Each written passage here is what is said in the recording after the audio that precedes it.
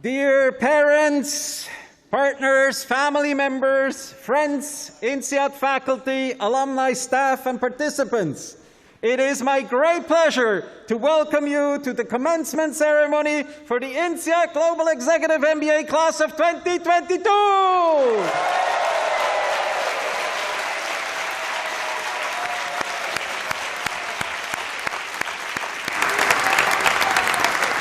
Thank you everyone for joining us today in Fontainebleau, those in Singapore and from around the globe to help us mark this very special day for our Gemba participants. We know without your support, this EMBA journey would have been much more difficult or even impossible for our participants. Thus a big thank you to start with to the families, friends and supporters. Thank you.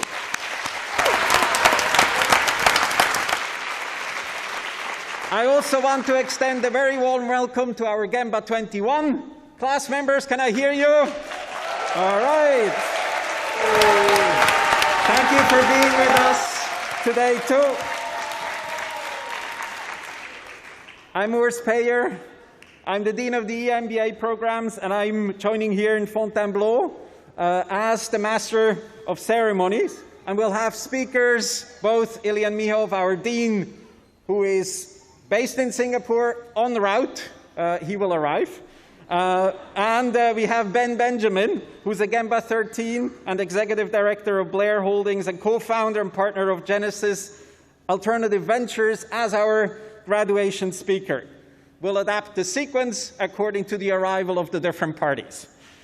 Very Swiss. So again, I'm very happy to be the Master of Ceremony today. With you for this commencement. In that role, let me also remind you of the COVID regulation to start with. Please, when we're indoors, always wear the mask covering your mouth and nose. Knowing that everyone has the health pass and has tested in addition, we feel it is safe to do this celebration today. Dear graduates, today we celebrate your achievement of completing a unique and special program, the INSEAD Executive MBA. Just 14 to 16 months ago, we opened a program that brings together a diverse and very globally minded talent pool to focus on three things. First, academic learning. Second, leadership and career development. And third, networking. Let's look at the learning dimension first. And that is to assure your parents, friends, spouses, and other financiers that you have done a lot. INSEAD's EMBA programs are the most intense EMBAs in the world. One of my faculty colleagues even calls it the E-Extreme MBA. Remember, we made you take exams to prove to yourself and to us that you have mastered the core subjects of the Masters in Business Administration. The learning has continued in the electives and the key management challenges up until yesterday. And it was really inspiring to see the campus buzzing thanks to your engagement in the course, which is called Your First 100 Days. It only took 3 days, but still. As always at INSEAD, we compress things into less time. Apparently, there were some night shifts for some of you. I apologize for that. But I've seen in one of the sections how you have used our motto at INSEAD as a business as a force for good, and you converted that already into Maywood as a force for good. So that's the Maywood company of the biking. So really good adaptation. I've also seen you make posters that I've never seen before in the size. That sort of filled your entire BUR. And I've seen how one group has created an entire platform or company website ready to sell stuff. That's within 3 days. I know it's selling bikes. This is very popular these days. But it's amazing how you have used your skills to really attack the problem, and that until the last moment. So really thank you for your hard engagement. And I'm very proud to say to the parents, partners, kids, and friends that your graduates have studied super hard. So again, I've received yesterday a message from a strategy faculty from Singapore comparing Gemba 22, Gemba 21, sorry, and Gemba 19. And he concluded that the quality of your work has only gone up. So congratulations for all your success.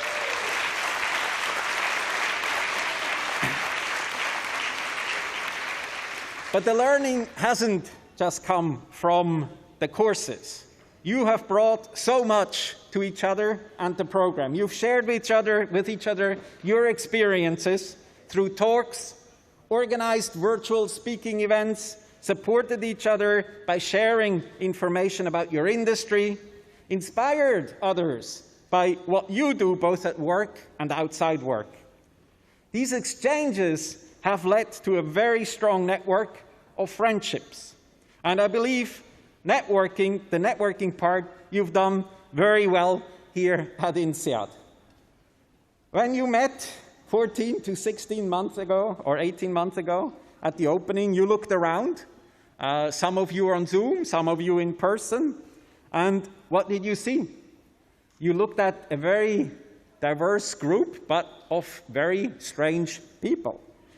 And this is, I hope you remember those anxious moments at the start.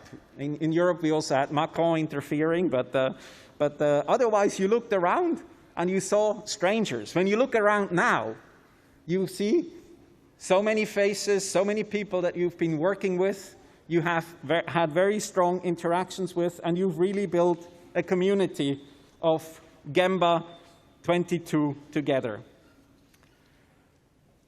The question still remains, what is really that got you melted together so tightly? There are at least three things that come to my mind. The first one is obviously you, your willingness to be open to new ideas and new cultures. This openness has led to new teams being formed who have participated in boot camps and even reached the semi-finals of the INSEAD Venture competition just a few days ago. So a big shout out to Olivier Puch and Xi Zhu, who were recognized for their business idea. Team Saturn 1 is an AI solution for insurance risk management. Congratulations, Olivier and Jin.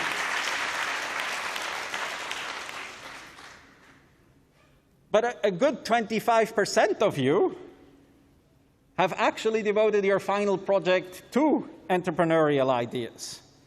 And again, some of you have participated in a new course that Massimo has helped establish between INSEAD and CERN around technology transfer. And it was just incredible to see your ingenuity, your approach to creating new businesses that will change the world. So congratulations to all of you for exploring this avenue of creating new ideas, new businesses. The second reason you've become such a closely knit group is the carefully designed program that created opportunities to interact and learn from each other. I would like to take this opportunity to say a special thank you to our professors who facilitated these interactions, to the staff who have supported us in this journey, from the recruitment team all the way to the program management team that have been here for you. Please help me give them a round of applause.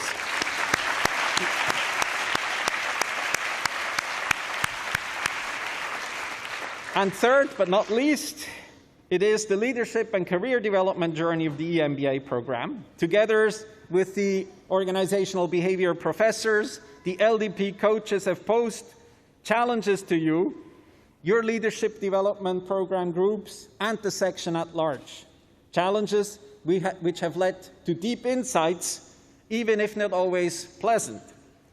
Not only have I seen many of you change as your peers held up a mirror to you, but a testament to the transformation is already the many career promotions and new challenges that you have accepted. Graduates, your INSEAD journey is not over.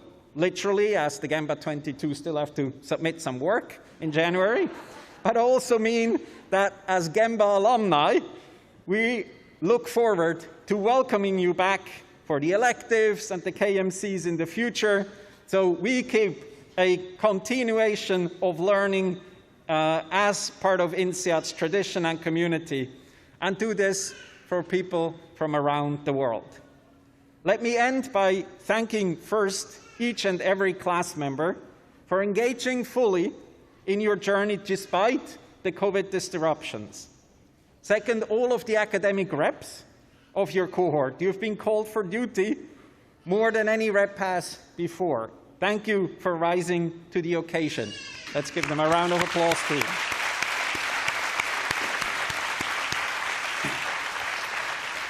Thank you also to the LDP coaches led by Vincent Dominé for their leadership development support, to the faculty colleagues who have adapted their teaching, always with a view to keep your learning and development environment safe and challenging. And some of you may even have enjoyed starting to read financial statements, I heard.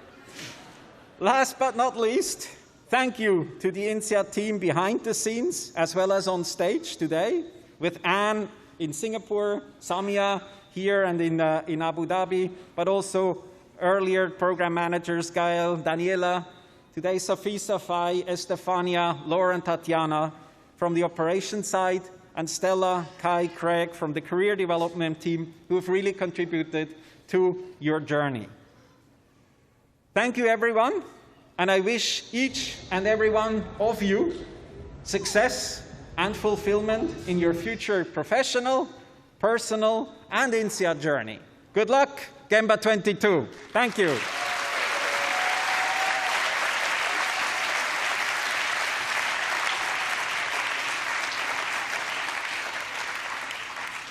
It is now my pleasure to introduce our graduation speaker, Ben Benjamin. He's a Gemba 13, so he knows what you have been going through. He's Executive Director of Blair Holdings and co-founder and partner at Genesis Alternative Ventures. Ben is based in Singapore and will join us online from Singapore. Ben has a law degree from London and Singapore and started his career at Baker McKinsey before switching to the business side as a legal counsel for F.J. Benjamin. In 2008, he moved into operations, where he spearheaded the growth of its luxury division across Asia-Pacific before taking on the corporate strategy role. In 2018, he was appointed chairman of the group's Omnichannel Advisory Board. Now Ben is Executive Director of Blair Holdings and a partner at Genesis Alternative Ventures, providing venture debt to startups. Besides an illustrious career and his start in the legal sphere, Ben certainly has the INSEAD EMBA degree. Please help me welcome back Ben to INSEAD. Thank you.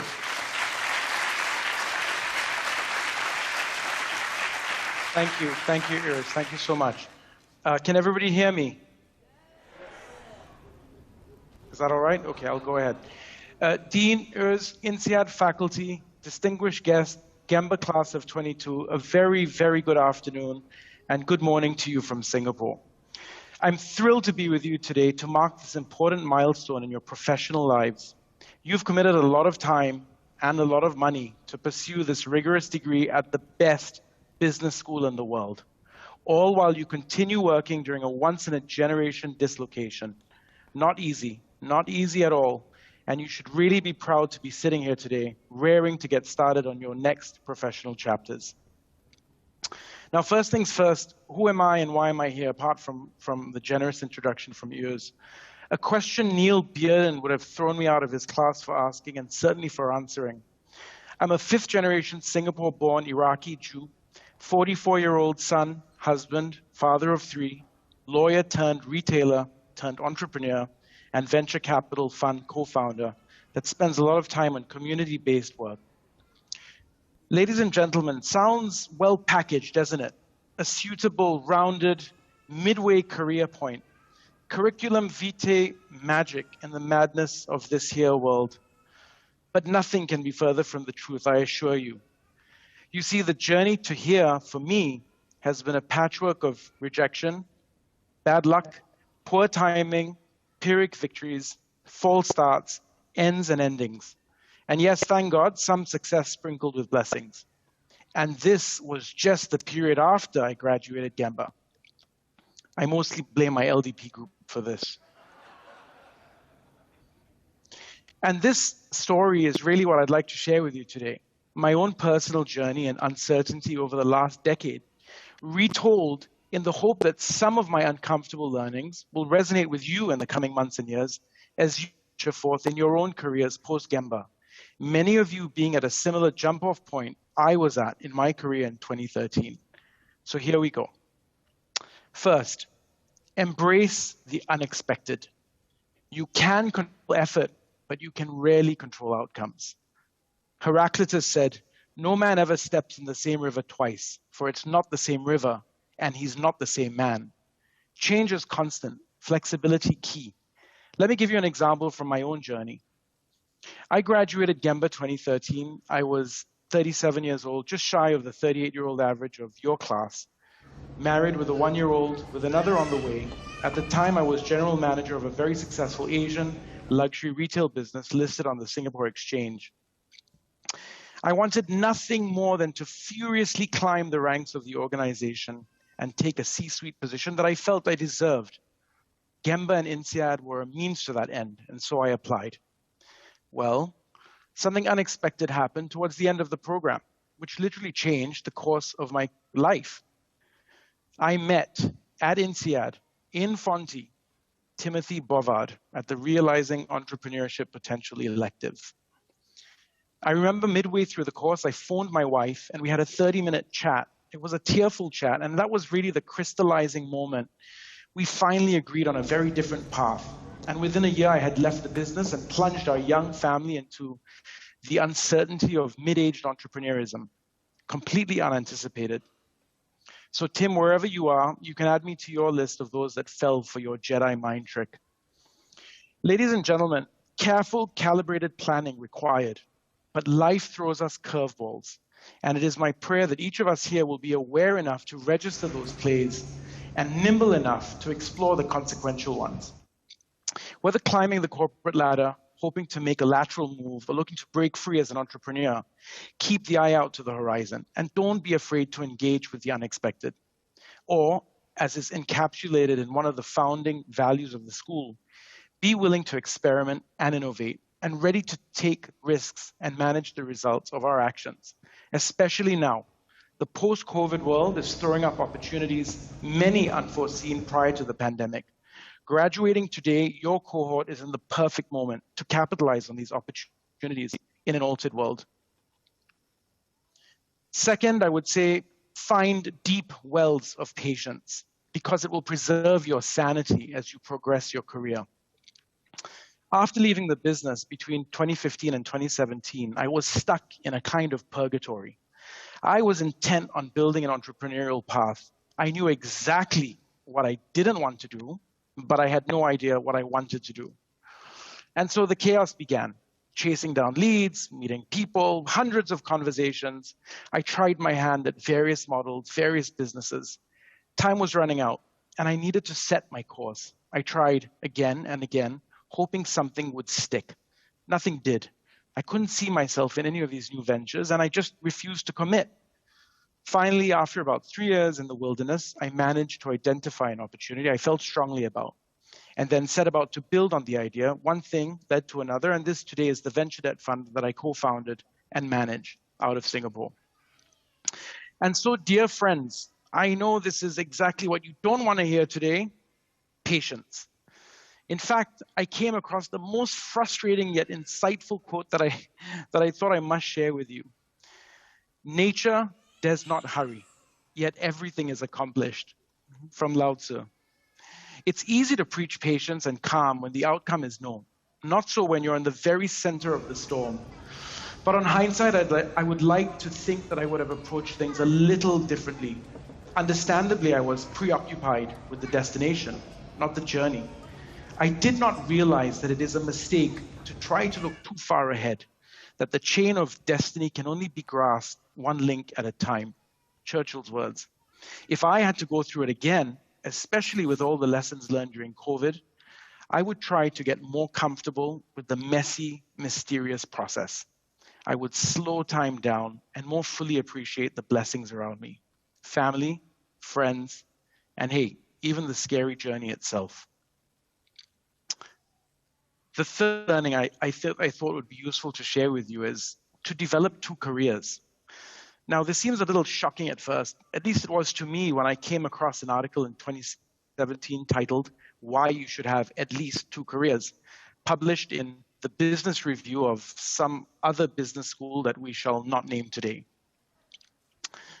The author had 4 careers: a corporate strategy professional, a US Navy Reserve officer, author, and record producer. The thrust of his message: 2 careers are better than 1, and that when you follow your curiosities, you will bring passion to your new careers, which will leave you more fulfilled, and by doing more than 1 job, you may end up doing all of them better. The author offered a few reasons for this. Subsidizing skills development: you learn something at one job that you can apply in the other. You make friends in different circles, in very different circles, thereby facilitating deeper and wider knowledge exchange. And discovering real innovations, identifying where different ideas interact, and more importantly, where they should interact. Without realizing it, in recent years, I embarked on a 2-career mindset, one in fund management and the other in faith-based community service. Not remunerated from the latter, nevertheless, the intensity, the time spent, and the outcomes achieved were as close to a full-time career as you could get. And I was able to cross-pollinate at many levels: financial literacy, stakeholder management, fundraising experience, bridging knowledge, and so on. Ladies and gentlemen, I encourage you to consider this, whether paid or not, whether corporate or community-based. Approaching this from a 2 careers mindset, being able to perform and contribute across 2 separate but potentially intersecting paths has brought a lot of purpose, direction, and meaning to my life. And I'm sure it can do the same for you. My last offering is on the topic of humility and kindness in success. I absolutely and deeply believe that each and every one of you will continue to meet with success in your own personal journeys. You are resilient, you are driven, and you are curious. And that's why you're here today. Armed with the knowledge you've accumulated in your lives and careers, and now with the sword and the shield of a Gemba degree, coupled with your super capable INSEAD classmates and network, bet on yourselves to take next steps with confidence. You know, one of the most powerful memories I have from my time at INSEAD is not actually the learning experience, sorry Uz, but about the power of the human spirit. In a very sad episode, Gemba 13 came together to fund a bursary for the young child of a course mate that passed away suddenly during our course, a bursary the class still continues to support. I know you must have similar stories of how you came together as a class in the aid of some pursuit of an ideal. And continue on our respective journeys. Let's our human setting of by extending a help to those that need it, to continue to think and care about the people who come after us, our younger colleagues, the next generation, people dislocated by COVID, sharing opportunities where we find them, connecting individuals where we can. After all, business as a force for good. Congratulations once again to the Gemba class of 22, and to all your much relieved family members who I'm sure also feel like they're graduating today. I truly wish you the very best on your journey ahead and on whichever path life takes you on. And on that note, allow me to end by leaving you with a thought taken from the Ethics of Our Fathers, the nearly 2,000-year-old Judaic book of wisdom that I hope you'll draw inspiration from. If I am not for myself, who will be for me? And if I am for myself alone, then what am I? And if not now, when? Thank you very much.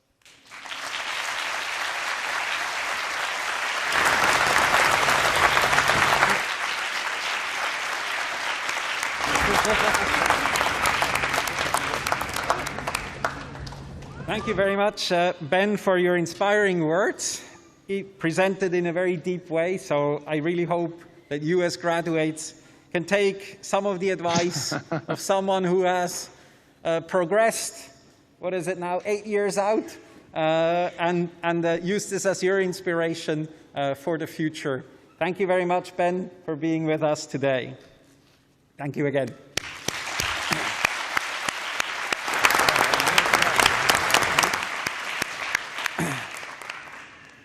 Families, friends, guests, did I mention that INSEAD's eMBA program is really intense and diverse? I hear you, yes. Now, all that intensity, and it's perfectly fine, so don't worry about it. Now, that intensity and diversity is all great, but it makes INSEAD probably the hardest business school to teach at in the world. It is thus a huge honor to be nominated for teaching prizes. Can I please ask the class representatives, Suzanne and Chris, to come on stage and present your Gemba nominations and winners for the Best Teacher Award. Thank you.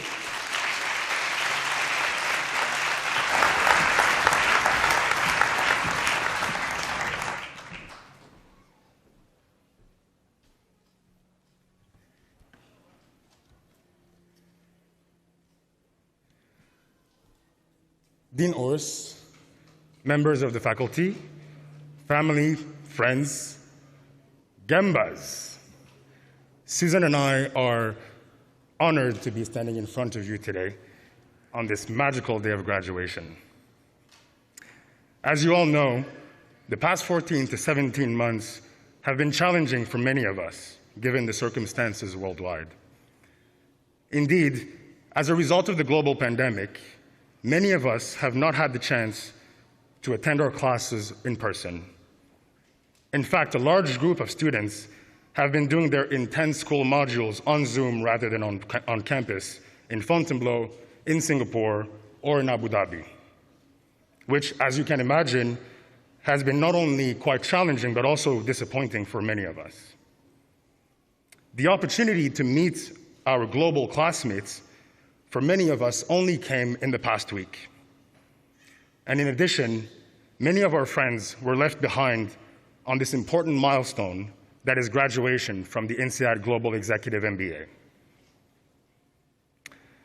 This morning, some of us are in their homes, others are on campus in Singapore, and they are joining us through Zoom. So I would ask all of you to take a moment and congratulate them and acknowledge their incredible dedication during these difficult times.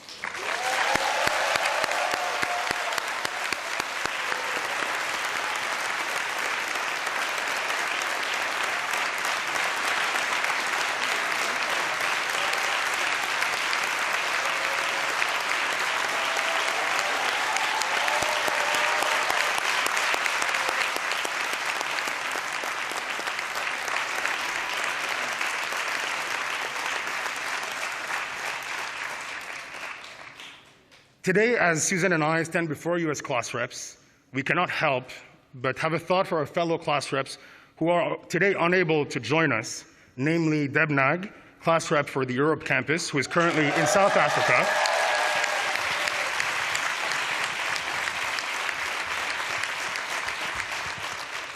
Catherine Chan, class rep for the Asia campus, who is graduating today from Singapore.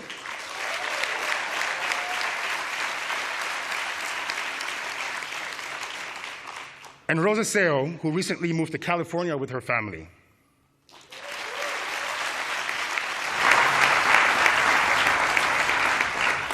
Rosa, Kat, Deb, we salute you, we thank you for your precious help.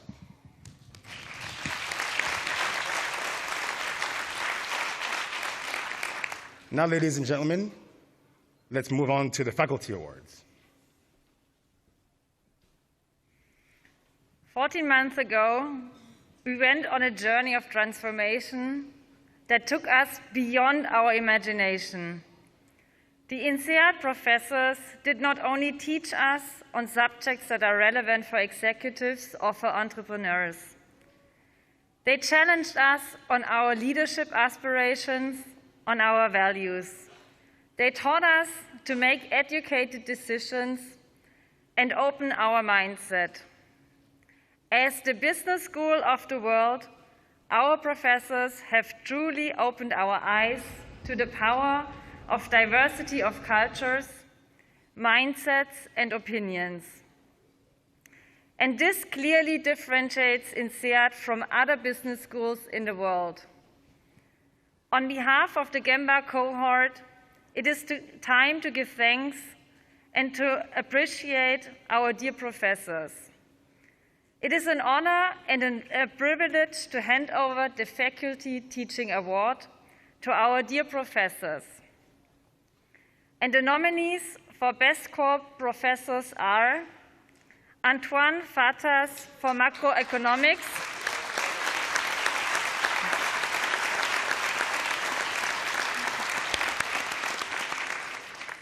Charles Galunik for Leading People in Organization,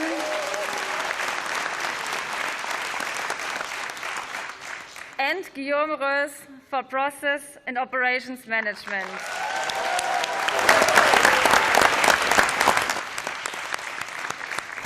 Ladies and gentlemen, and the winner is Charles Galunik, Professor of Leading People in Organization.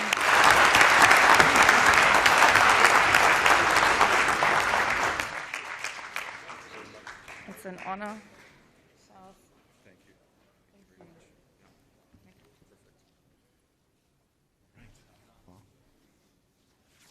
I was hoping I'd be saved by Ilyan, but nowhere to be found. Good morning and good afternoon for those in Singapore. I want to start by thanking my hacker friends at Cambridge Analytica. Urs keeps putting up higher firewalls to the voting process, and this year I had to get Fancy Bear in and help me break the code. But Antonio's not here. He's protesting the vote. I think they want to recount, but I'm delighted. It's a real honor to receive this, particularly because when I look at the other faculty that you have in the core courses of the EMBA program, they're so much better than me. I'm not sure why I won, but it's a delight. Antonio, Guillaume, Enrico Decedue, hope you guys remember him, Teos and David. It's lovely to be amongst these colleagues. I also want to give a special thanks to the people who work behind the scenes to make our courses possible. And all the work that they do is incredible. Faculty are incredibly difficult to work with. So Samia, thank you very much. Estefania, Tatiana, Laure, Gail, Daniela, they're an incredible team. I know not all of them are here, but a warm thank you to them. And to my FAs, Solène and Claire, thank you for all your work. My wish for you is that you managed in the last year to build relationships and not just networks. You have thousands of LinkedIn contacts, I'm sure, and you probably accumulated more over the last year or so. I hope you accumulated some friends along the way, more importantly. I was speaking to somebody from Ericsson just a few days ago, and so I looked him up online in LinkedIn, and one of his contacts happened to be one of my students who is on campus right now. She's in a program right now. So I went to her and I said, do you know so-and-so at Ericsson? She said, never heard of him. Who is he? I said, but he's one of your LinkedIn contacts. She shrugged a bit embarrassingly and said basically, well, you know, LinkedIn contacts are not necessarily relationships. I hope you've converted some of the people that you met into true friends over the last year.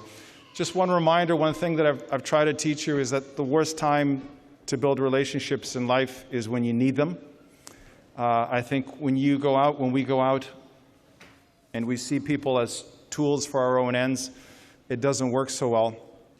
The best way to build lasting and meaningful relationships, I believe, is to give, to use moments in your life when you're relatively strong and you have relative security, and to go out of your way to add value to the lives of the people around you.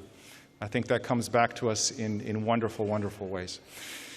So that's all from me. Congratulations to all of you. Congratulations to all of the parents and the loved ones and the kids who I'm sure have supported along the way. But most of all, to our graduates, well done. And I hope to see you in here next July because the INSEAD rock band will be ready for you, just so you know. All right. Thank you.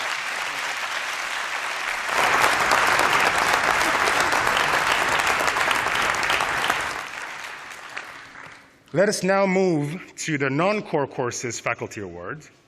These are courses specifically chosen by students based on their personal interests, ambitions, and they occur in Fontainebleau for the electives, and in Singapore, Fontainebleau, and Abu Dhabi for KMCs. And the nominees for Best Non-Core Course Teacher are Henning Piezunka, Professor of New Business Ventures,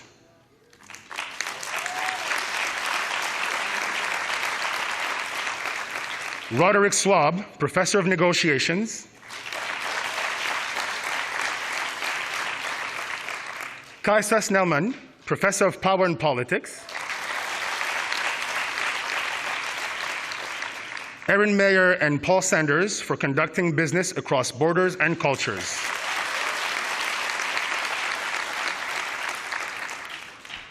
And the winner is Roderick Swab for Professor of Negotiations.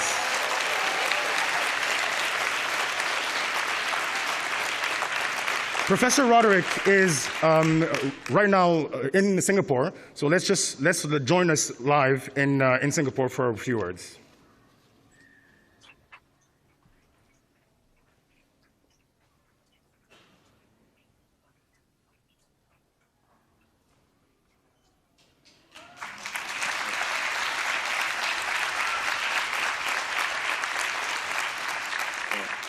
Can everyone hear me in Fontainebleau online?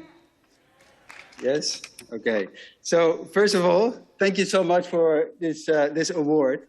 And I think Charlie's friends from Cambridge Analytica might have tried to sabotage this because the connection dropped the moment you were about to announce the award. So, but first of all, let me congratulate all of you actually for being here today. Well done and well deserved, because I know also from talking to many of you what sort of sacrifices you have made throughout the journey. So congratulations also to your loved ones. And thanks for this award. I'm really deeply honored and touched by your election. And it's a humbling experience, especially also knowing that you have had so many great professors that taught you throughout the last 18 months. I also want to thank you actually for creating a really nice and great experience in the classroom. It was always a pleasure, and I have very fond memories of last July during the negotiations elective, where I exposed you to a variety of different challenges, some very easy ones, some very difficult ones, some really fun ones, and some really frustrating ones. But hopefully all to better prepare you for the real world. Now, we all know that learning doesn't stop, after today, and it's up to you to really integrate the learnings from all your courses and also the negotiations course into your daily life. And so with that said, I hope that there are two things that will stick with you going forward in terms of your negotiations. And that is first to always negotiate with integrity, right? Because your reputation will follow you wherever you go. And if you have a good one, that will open many doors and better agreements. The second one is to always, go the extra mile to discover the underlying interests and how they may overlap. Because we also know that once we find those overlapping interests, we can also come to agreements that are more efficient, more satisfactory, but also more sustainable. So with that said, I just wanted to also let you know that you're an amazing, fantastic, and impressive group. And it was a real honor to be part of your journey. I wish you all the best going forward. Thank you once again for this award, and congratulations. Thank you. Thank you.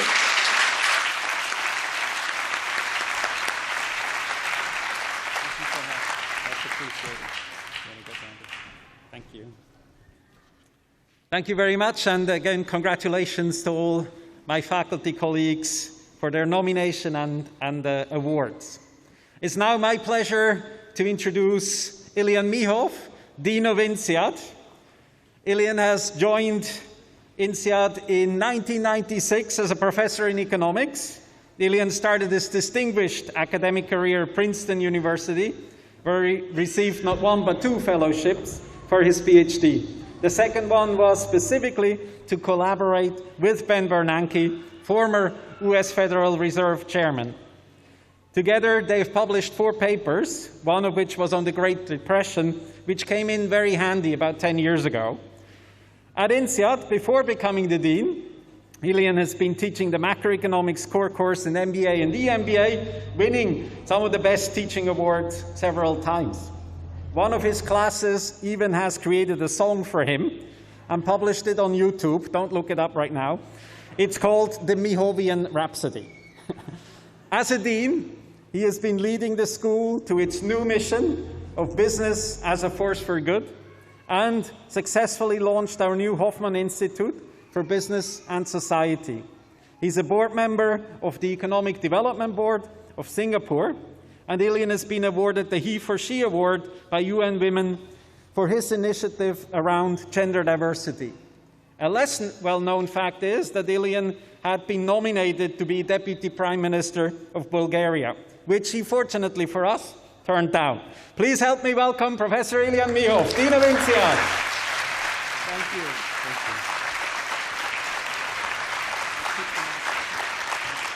I can keep it on?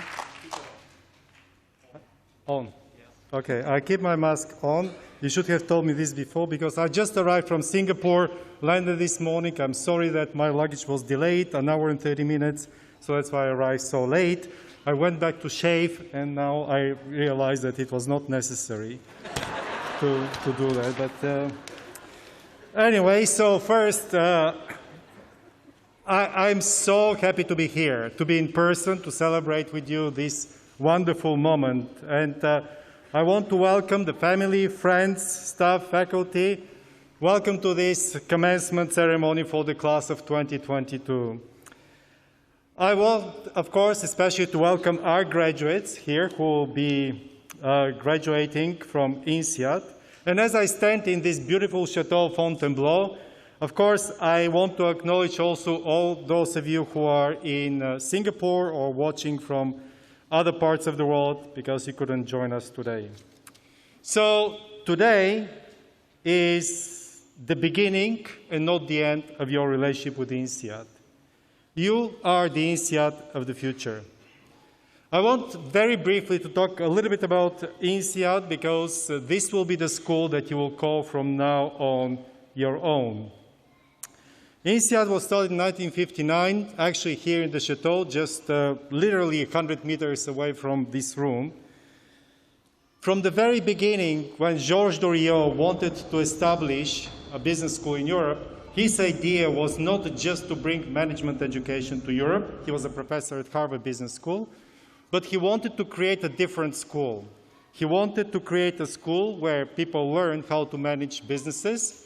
But in addition, he wanted to create a school that promotes peace and prosperity by bringing people together from all over Europe at the time. So instead of fighting with each other, the Germans, the French, the Brits would actually sit together and work together. Today, our mission stays the same. We want to bring people together from all over the world and through this build peace and prosperity. The last 60 years, or 62 years by now, have been quite amazing for the school. We were actually innovating along the way. The school created a lot of new things, including the first one-year MBA, the first MBA in Europe, a lot of innovation in executive education. We created this structure with the EMBAs in Europe, Abu Dhabi, Singapore, and Beijing. In 1967, INSEAD was one of the first business schools in the world to join the movement towards gender equality by admitting our first 2 female students. Today, there are just so many things that we're doing, and I'm so proud of my colleagues, of the leadership team, of our alumni in their support on this. However, we're doing a lot of things, but the speed at which we're moving is slow. We might be the best business school in the world, and I think that we are, but the big question for me today and for you is, are we good enough to address the challenges in the world? When I was appointed as dean in 2013, 8 years ago, issues such as climate change, sustainability, economic inequality were not regular page news stories in the newspapers. as they are today. And yet the world was facing incredible challenges. Challenges related to the environment and climate change, challenges related to social cohesion, populism and rising inequality, challenges coming from the implications of new technology and the future of work. To really understand these challenges and to be able to address them, we need to go back in time. 2,000 years ago, the average person in the world did not enjoy high levels of consumption. Basic food, basic shelter, basic clothing. And for centuries, until the 19th century, the lifespan fluctuated between 30 and 40 years. By 1800, there were minimal changes from year one, and 9 out of 10 people lived in what we consider today extreme poverty. All of a sudden, something happened in 1820, and the last 200 years saw an increase 15 times in income per capita around the world. The phones, computers, cars, industrial revolution, the first industrial revolution of the 19th century, created new conditions and problems that none of the existing social, economic, and political models could deal with. And thus, in the 19th century, liberal democracies, communist dictatorships, fascist regimes were born as ideology. Wars, revolutions, famine, child labor. Only the UK, Great Britain in the 19th century fought in 34 wars around the world. 1848, the Communist Manifesto was written, which paved the way to these communist dictatorships that we saw in the 20th century. Today, we look back and we say, well, we need to correct the past mistakes. But actually, we have a bigger challenge, and that is to look forward and to think about the implications of the fourth industrial revolution that we're experiencing today.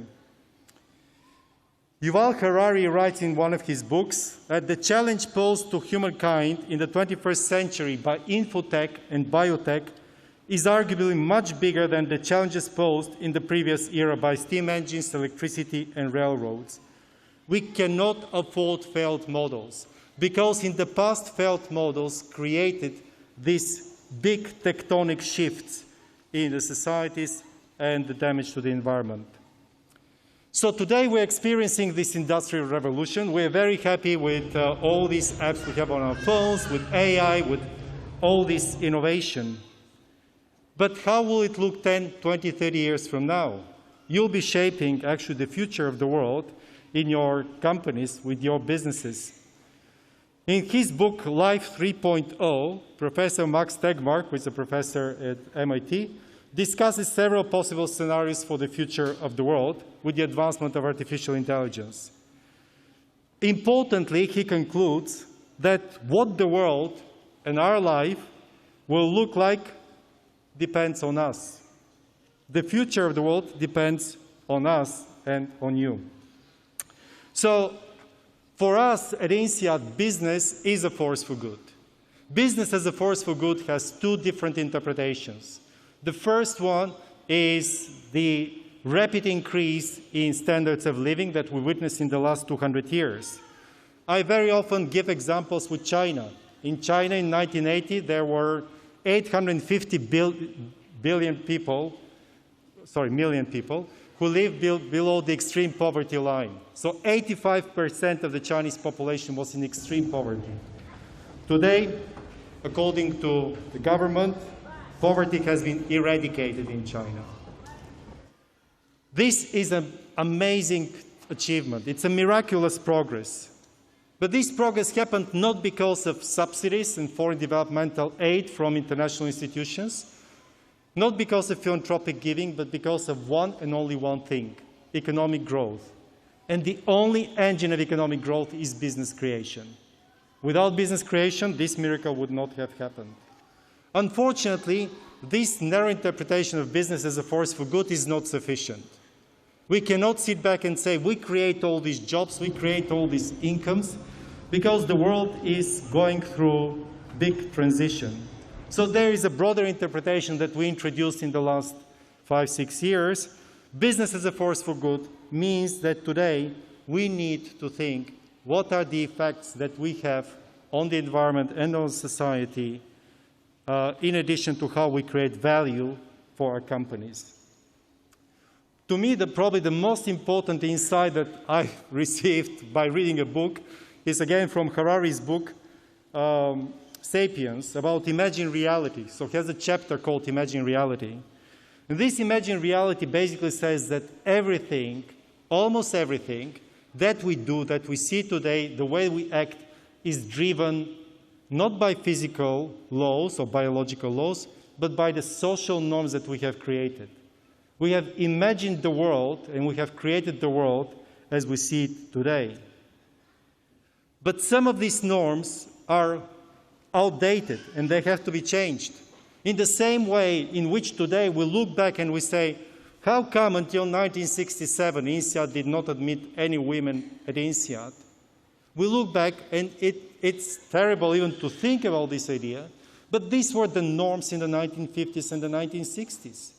In the same way, we have to look today and ask ourselves, what are the norms that we have in the present that 20, 30, 50 years from now, people will look back and say, how could they do this? And I think that most of these norms are norms around business and society. So there is an urgency to act. We are creating imbalances between humans and nature. We are creating deeper imbalances between rich and poor. Imbalances between men and women persist. We are creating imbalances between the current and the future generations. So the question that we have to ask ourselves is, do we want to be at the vanguard of this change, shaping the new world, or do we want to be a bystander and leave the outcome to market forces? It is not an abstract we. It is we sitting here in this room. So let me finish with some charges to your class and to ask you to do certain things. The first thing, so three things only, really. The first thing is see challenges as opportunities. I mean, we have a lot of challenges today, so if you can see them as opportunities and resolve them, it will be great. In March 2016, Alphago, the computer program developed by Google's DeepMind, managed to beat one of the world's leading masters of the Asian game of Go. Lee Sedol was beaten in 4 out of 5 games. In game 2, Alphago, the computer, played what was called Move 37, which surprised all the experts that were watching the game and changed the course of the game, so the computer won.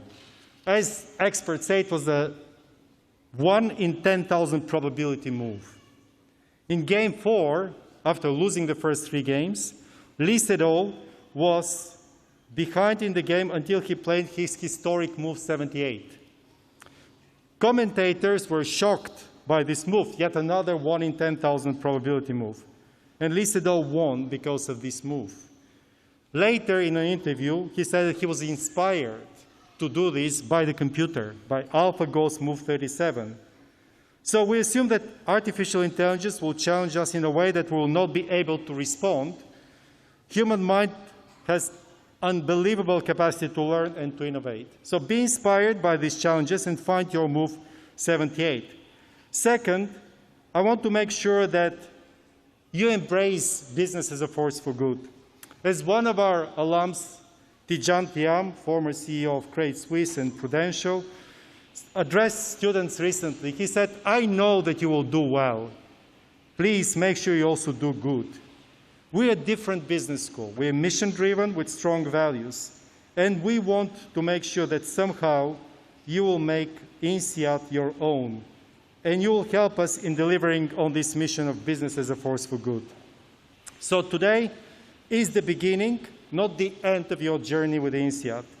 I'm asking you, each one of you, to become an ambassador for our school and for all that we represent in the world: inclusion, diversity, tolerance, friendship. While governments are building walls, we have to learn how to build bridges.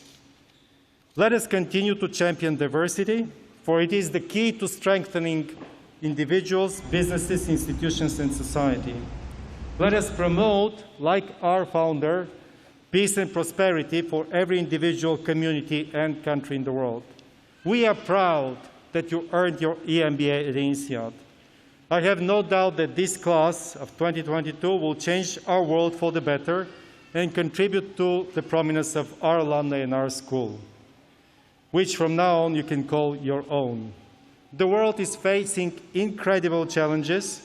You acquired the knowledge, the tools, the skills to turn these challenges into opportunities. You'll be facing an uphill battle, but you have to win.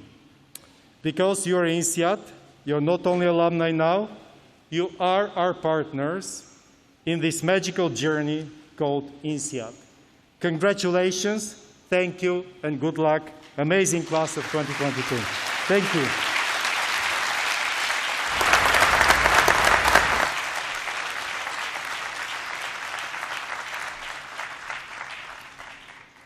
Thank you very much, Ilyan, for coming, first of all, and obviously also for your inspiring words and giving us the challenge to turn these challenges into opportunities. Thank you. Now, important elements, as we all said, of your journey at INSEAD are obviously created by you as participants yourself. So I'm very honored to introduce your class speaker now. And can I please ask Ezine Nabokhye to come and speak? Ezine.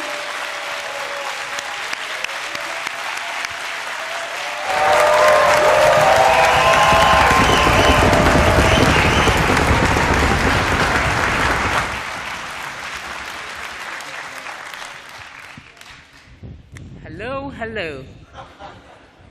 Good morning, Dean, faculty, friends, family, guests, and those online. My name is Ezine Nabokhye, and I'm from the Gemba 22 Europe cohort. It's a real honor to be giving this commencement speech on behalf of my classmates.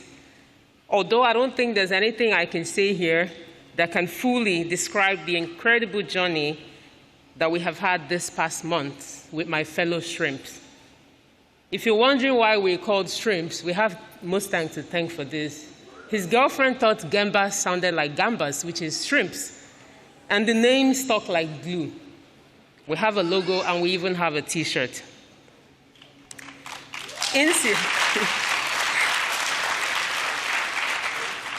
INSEAD, like many business schools in the world, would give you a great business education. There's no doubt about this.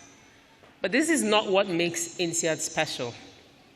It's about the people in this room, the bond and the closeness that we share, the genuine kindness and willingness to support each other.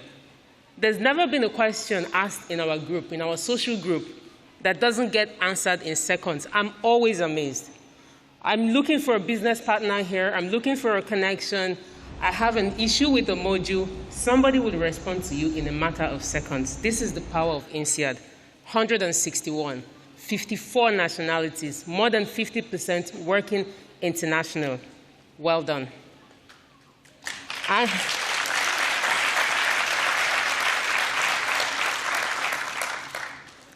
an engineer. I work in an industry that is heavily dominated by men.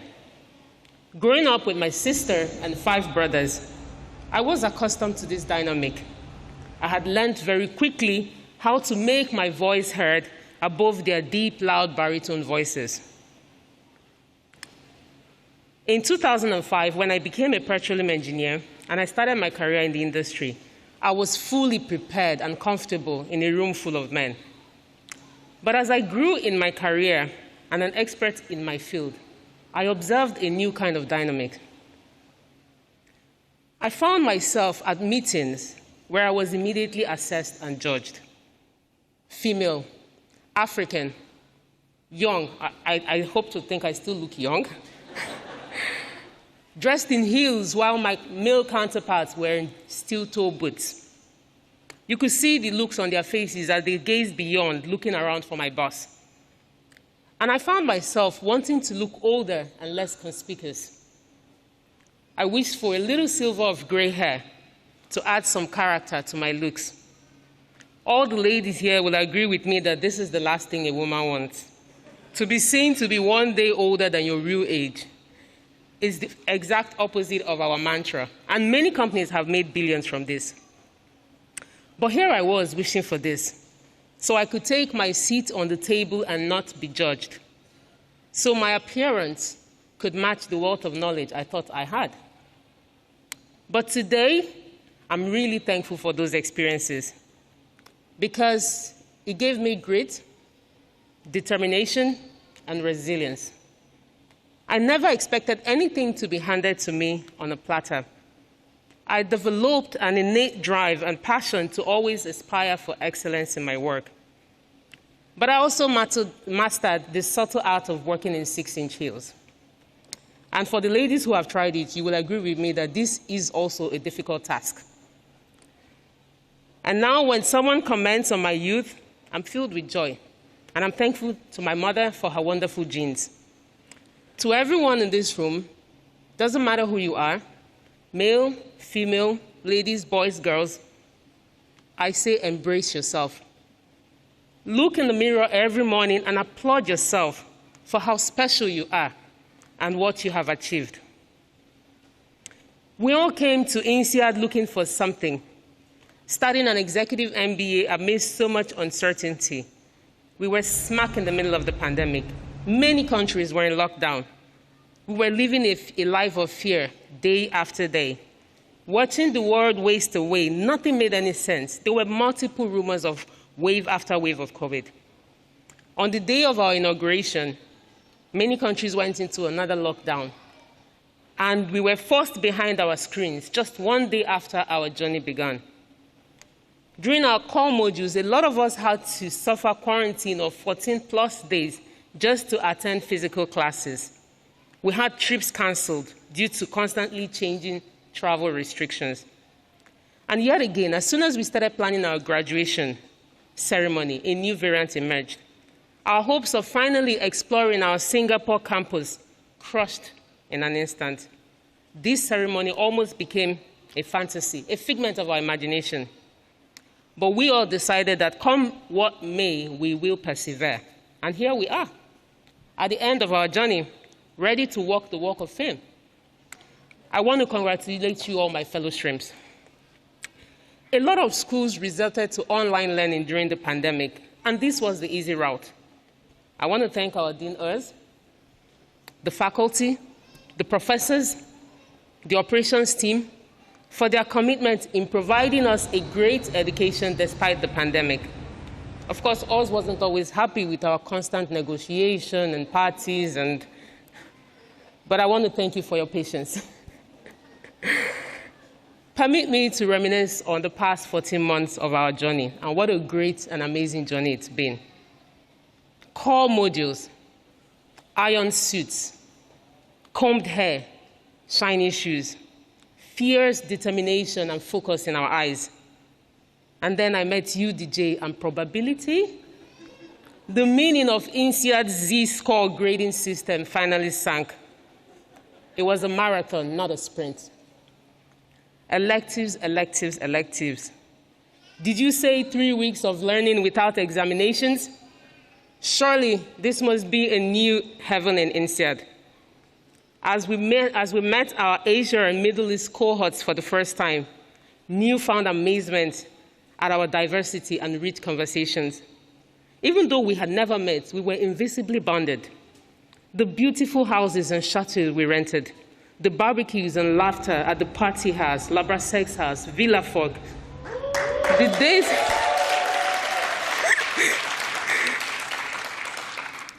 The days became shorter and the nights got even longer as we tried to fit it all in. To absorb and live every single moment. This is one of the disadvantages of learning and graduating in COVID.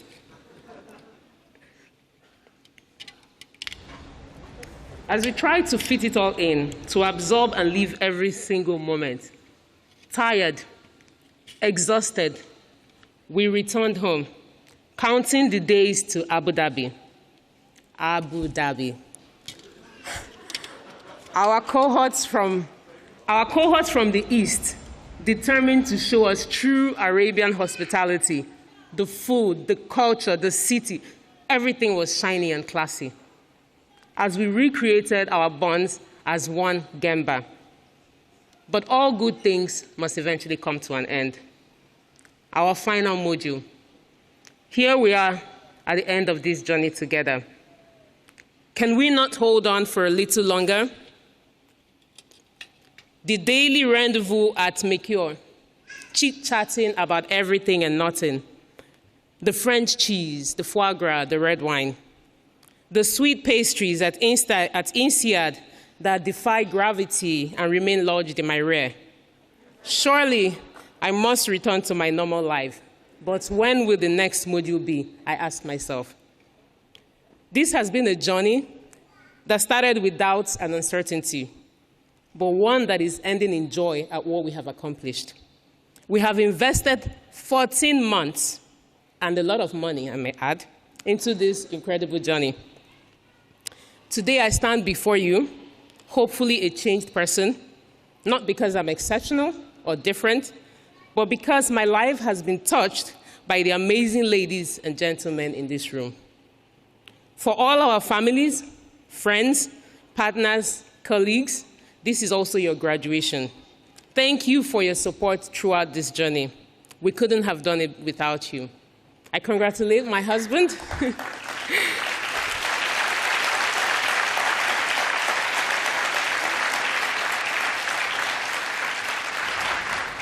I want to thank my husband, who's been really supportive. Every time I come up with a crazy idea and I say I want to jump, he asks me how high.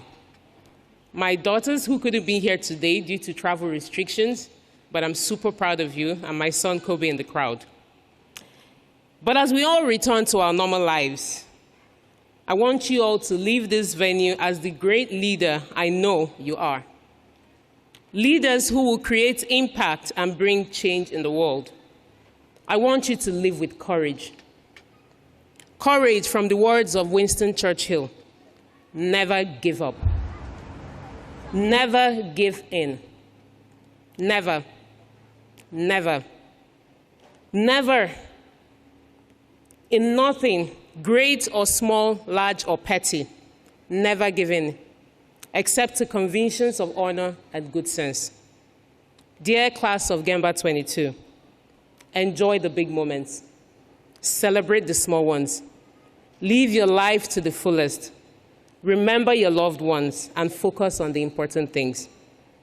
People will forget what you said. They will forget what you did, but they will never forget how you made them feel. And I will personally never forget how you have touched my life. Alas, this is the end of our journey, but the beginning of a lifetime of friendship. Thank you.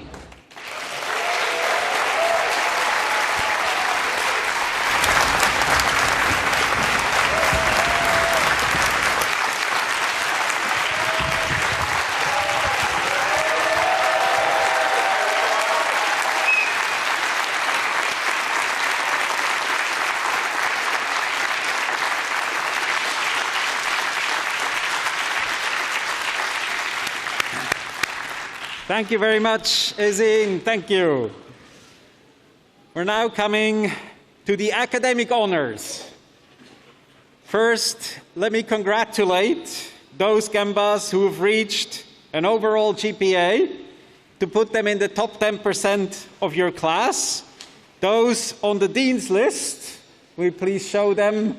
And can I please ask those on the Dean's List to stand up and be recognized? Thank you.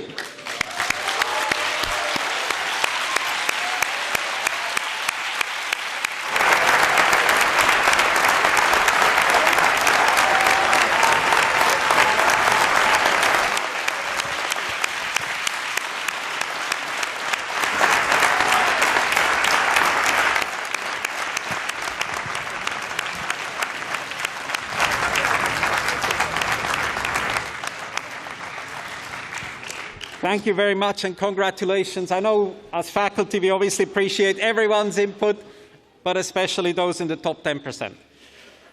Now, the Claude Transcend Prize is here to recognize the participant with the overall highest grade point average. That is to shine among the 160 participants. Claude Transcend is one of the founding fathers of INSEAD. He had done his MBA at Harvard under the guidance of Professor Georges Doriot.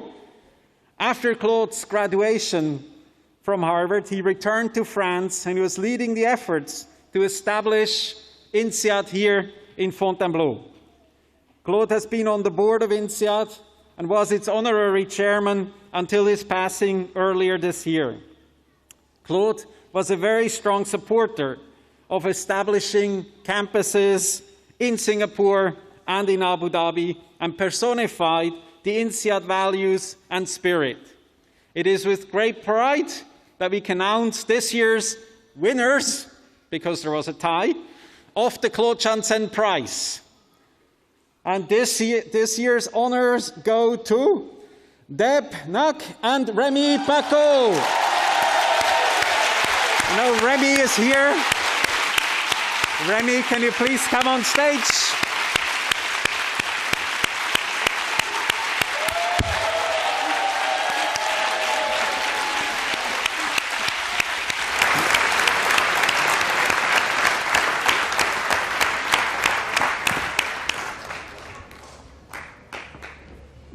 You can give us a few words. First, this one. No, that's Remy. Okay, so first, congrats to Deb also. It's really a pity that he cannot come, but oh, sorry. Thank you. So it's very difficult to come after all this very inspiring work, so I will be very short. When my boss, actually, who was my mentor and retired 2 months ago, allowed me to go to INSEAD, he told me, you better get good grades. So now happy to oblige. But more importantly than grades, actually, what is important is what you learn and what you experience. And I think what we have learned and experienced during the last year has been really great and really inspiring, at least for me. I met great people. Of course, we had very high quality teaching. For me, it was a perfect mix. So again, thank you. And I think now it's time for everyone to enjoy. Thank you. Thank you.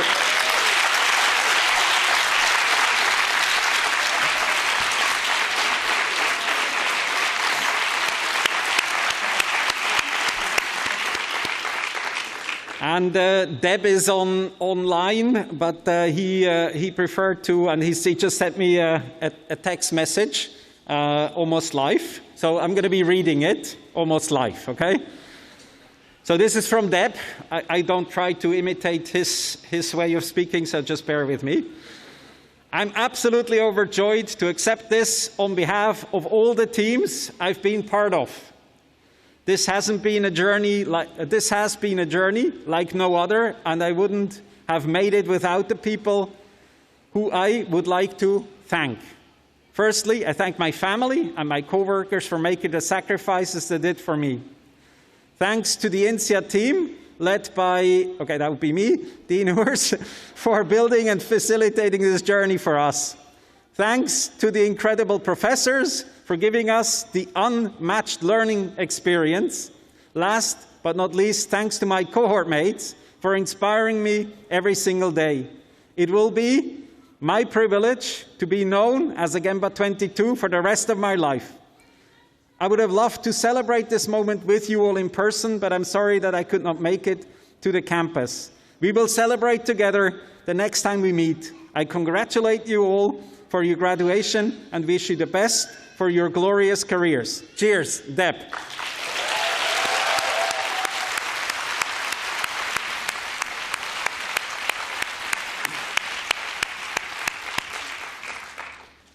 Okay. Now it is time for you graduates to walk the stage. As you could understand, hold on a second, as you could understand, the journey is not quite completed for the Gemba 22. You still need to submit some work. But it is important to recognize your achievement of completing this intense Gemba journey. The protocol is as follows. You will be asked here in Fontainebleau to go up onto the stage from the back. Then we come across the stage. We'll do a photo. You get your degree. We keep the mask on for the photo because we're indoors and close together. And then you would exit through the back and sit down again. For those who would like to have a photo with me at some point without a mask, outdoors, I'm going to be around afterwards. So feel free to take that opportunity then if you would like. We will start in Singapore with Anne reading the names of those who graduate online and then in Singapore, while I invite those in Fontainebleau to get ready for the procession.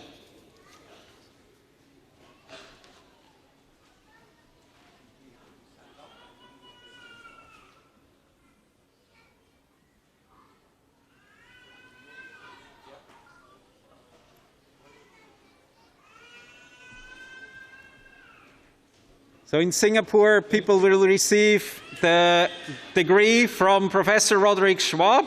He's the director of the PhD program and teaching award winner. So he will be giving you the degrees in Singapore. We'll remove the things here, and then we are ready. Can you hear me? Yeah. Okay, let's get started. Mark Daw.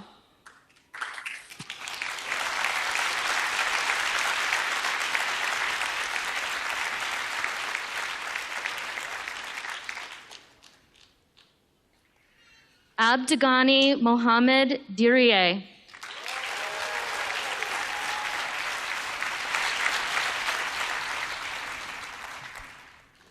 Muhammad Junaid Khan.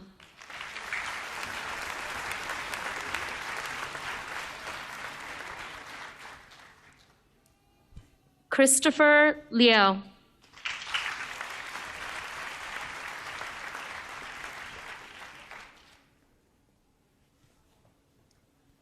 Deb Nag with distinction.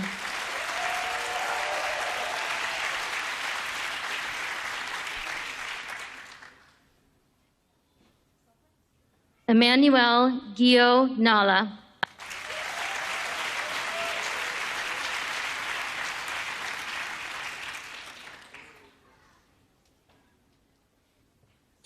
Leboang Pool.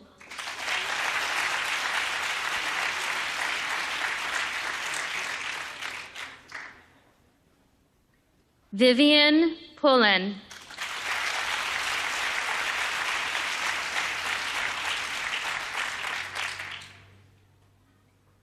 Jingjing Tiao.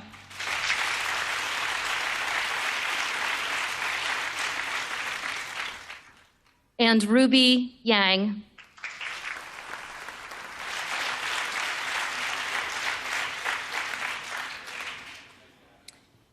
And now in Singapore, Tim Armitage.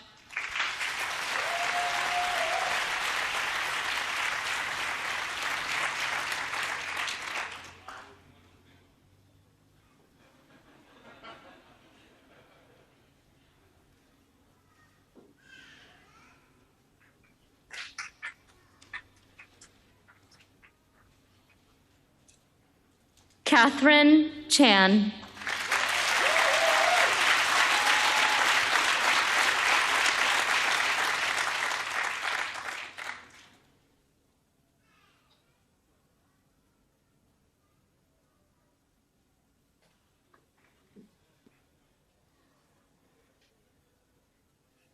Xiao Ming.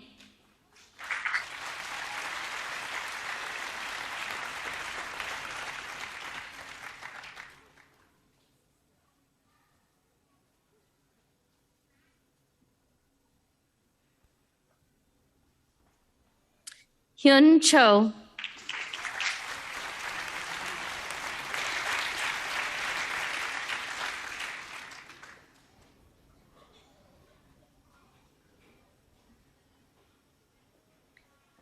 Indy Davis.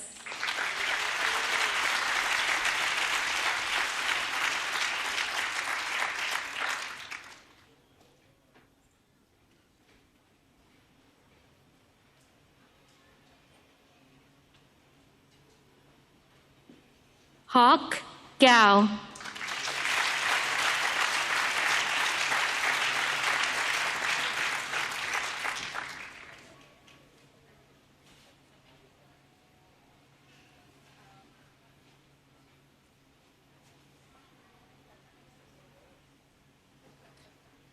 Wang Si-ho.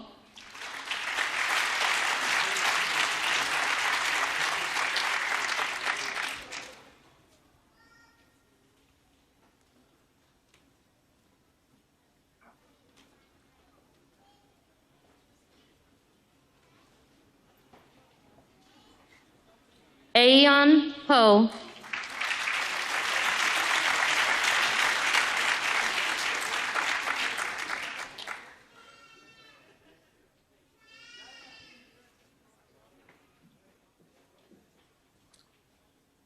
Laureen Queck.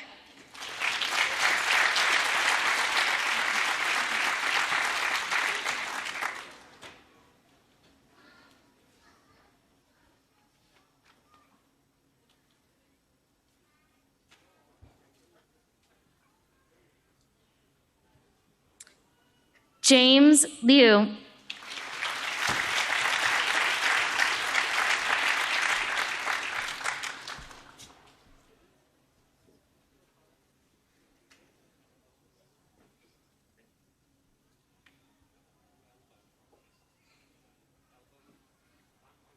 Sean Nui.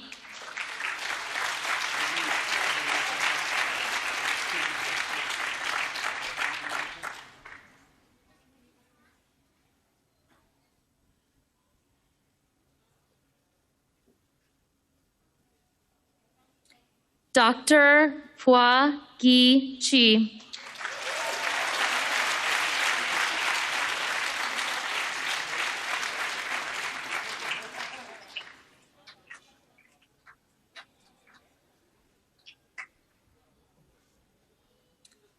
Eugene Ping.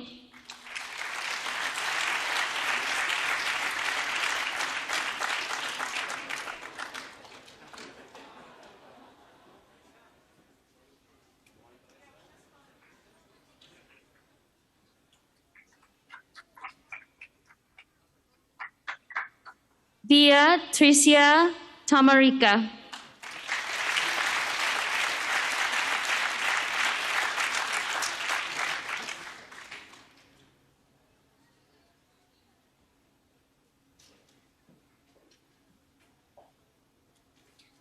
Oliver Wong.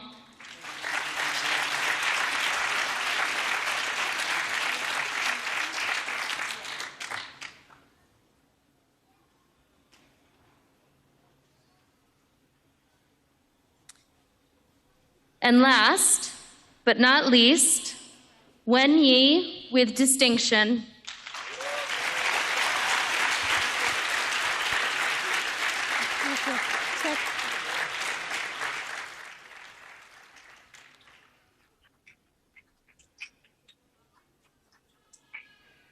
And this concludes for Singapore. Over to you, Fontainebleau.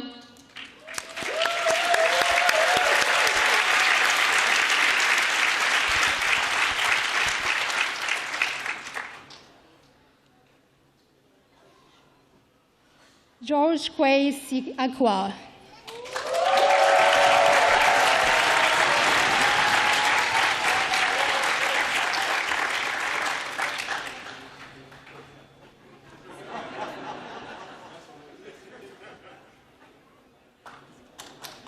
Shay Agbedana.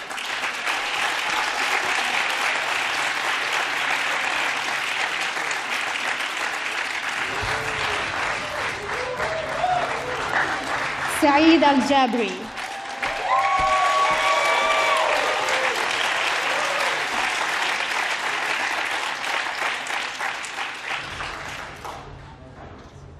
Khalid Abdullah Al-Kaf.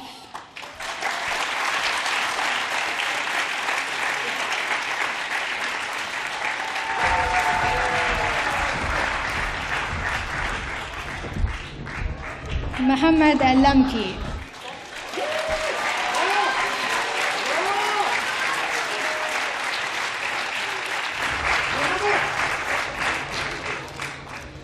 Amr Al-Abbasi with distinction.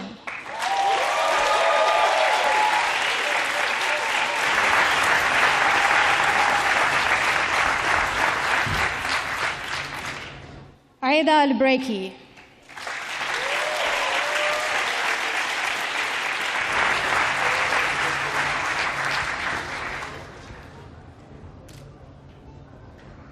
Aiden Ann.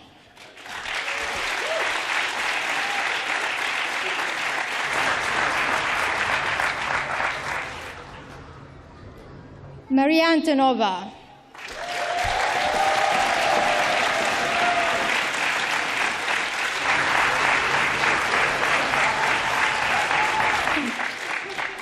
Simon Ardonso.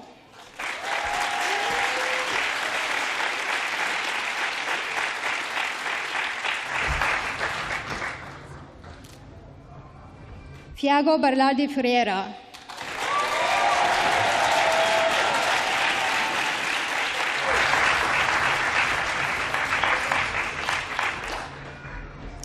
Ellen Barrow with distinction.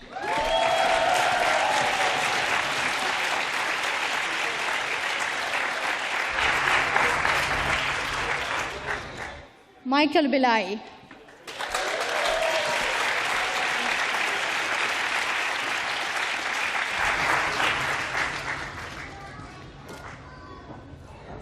Ellen Beldner.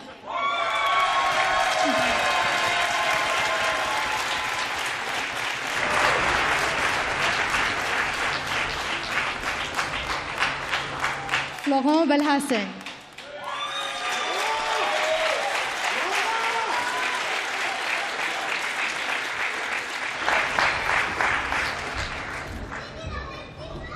Azadeh Berenjian.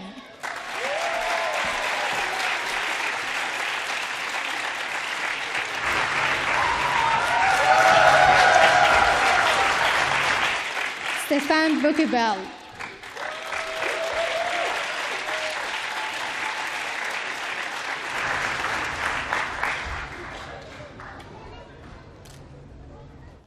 Jeff Blackmore.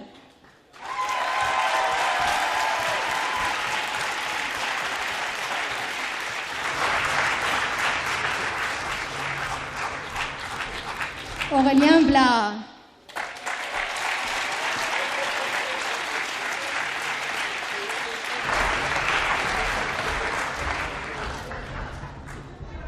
Oswald Bloemen.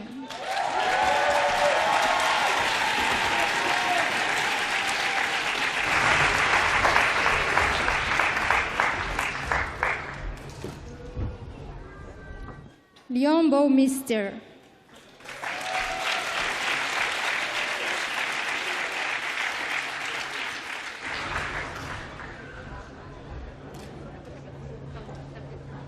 Zach Brown.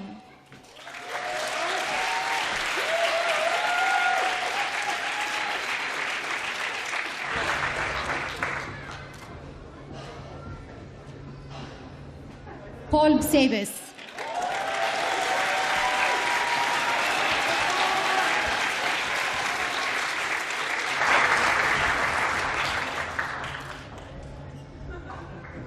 Clarice Borgo with distinction.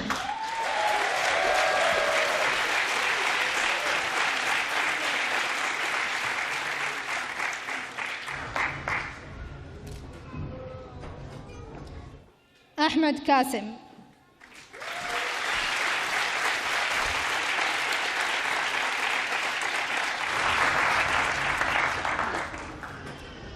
Abi Chaco.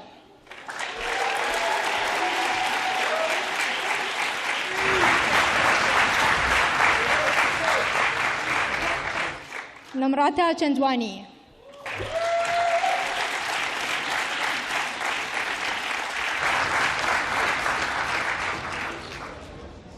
Chu Chian Lin with distinction.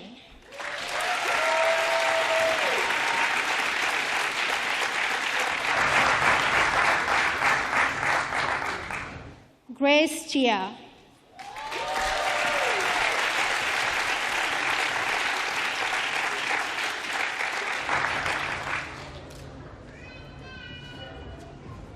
TC Chido.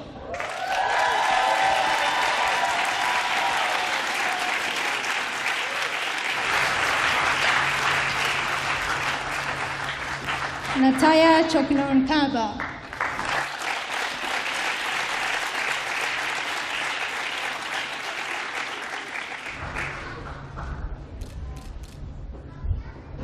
Hitesh Chopra.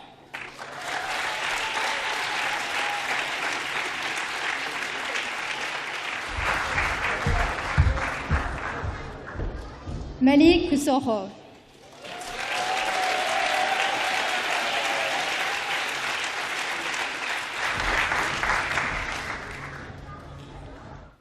Joao Costa with distinction.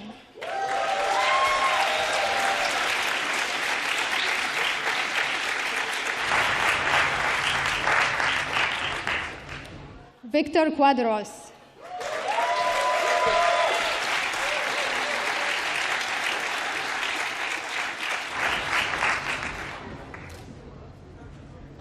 Tariq Tarwaze.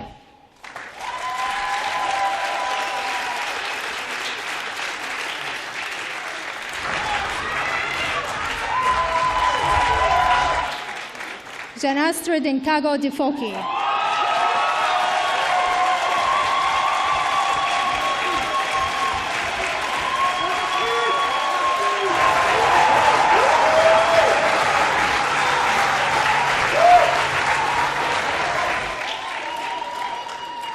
Rocío de la Cruz García.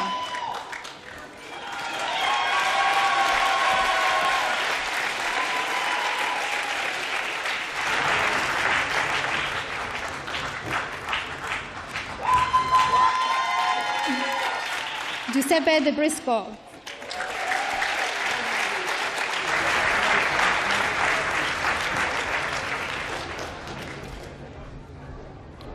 Céline Delaby.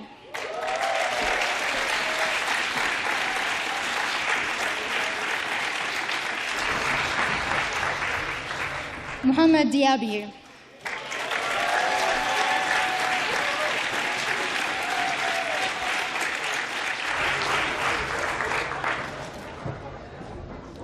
Itoro Emma.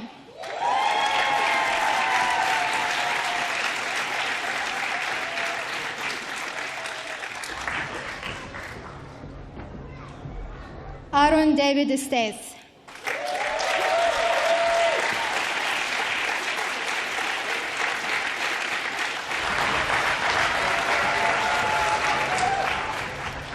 Cedric Fabre Lorraine with distinction.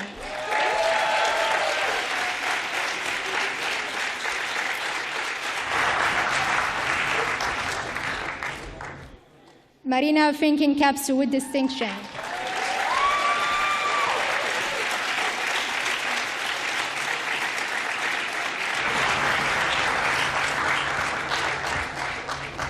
Cristina Fraga.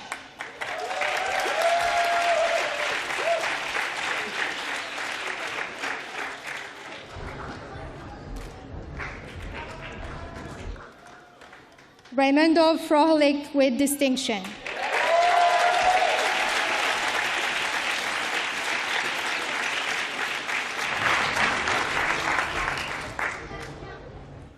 Greg Gajewski.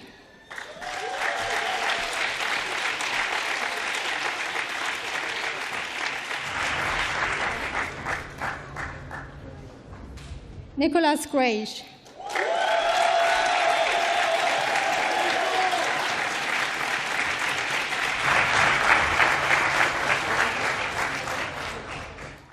Ankur Gupta.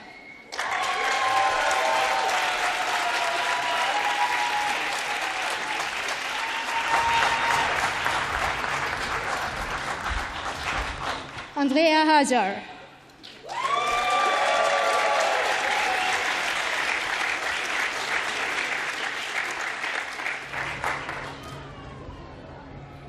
Anand Harix.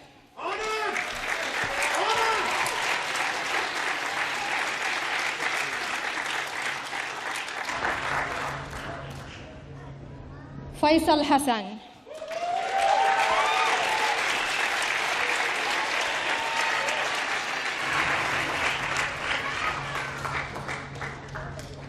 Iman Hilali.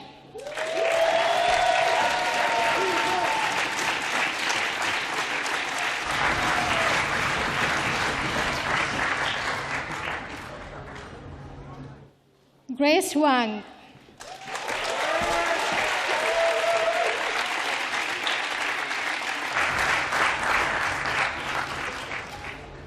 Liko Hu.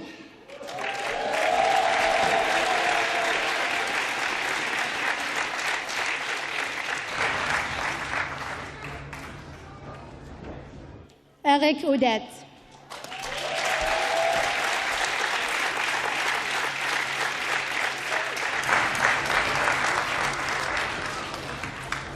Daniel Oyos with distinction.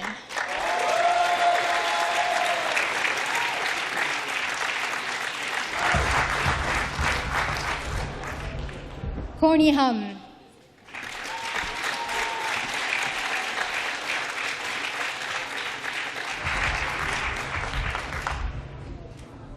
Stephanie Yam.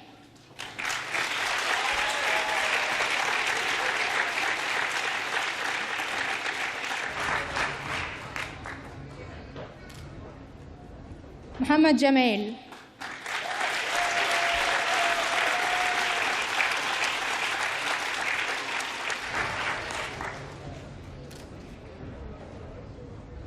Lonope Apeku.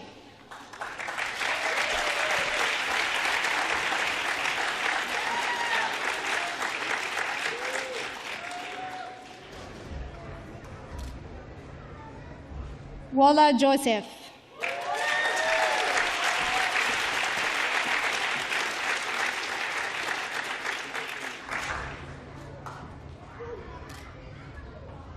Vishal Joyram.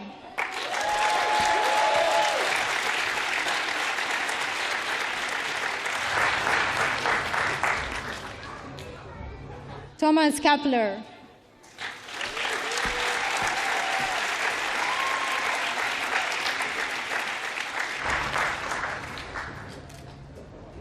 Kim Byulha.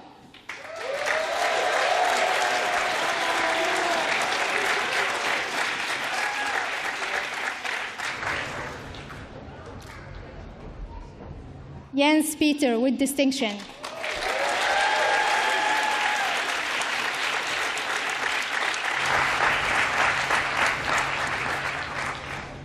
Takashi Kubota.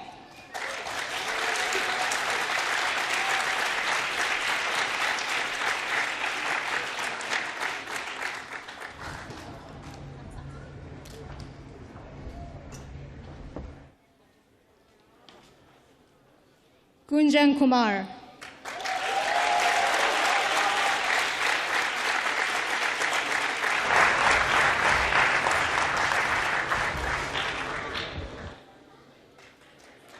Sunny Kumar.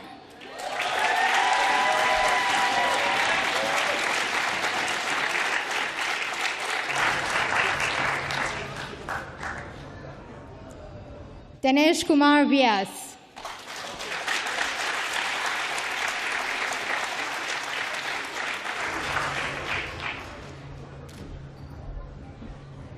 Baptiste Lagrange.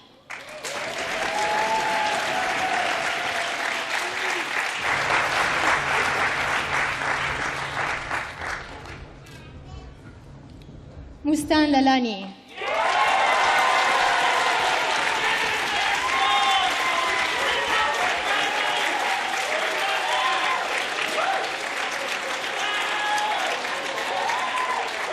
Christopher Lowe.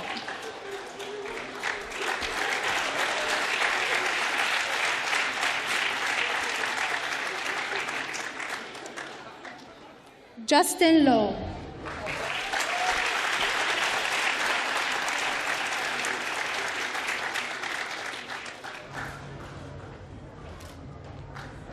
Ope Lowell.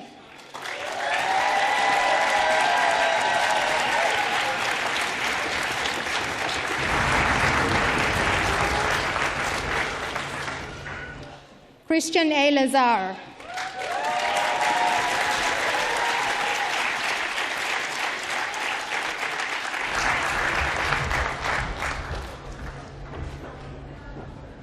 Kedia Lebo.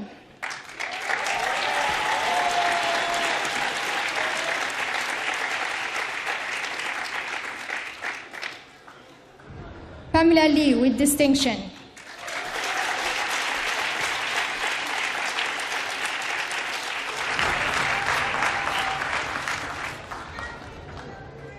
Suzanne Leonhardt.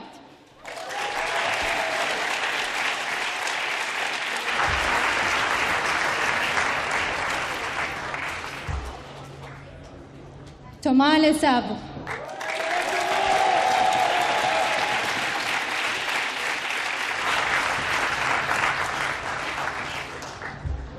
Christy Locks.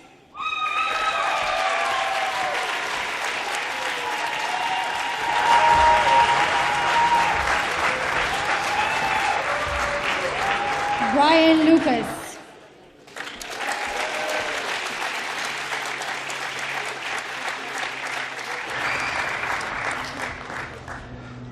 Eduardo Luz.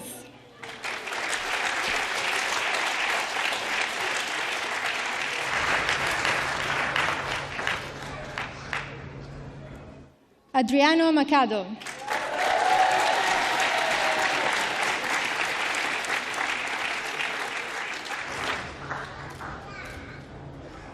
Felipe Medaloni.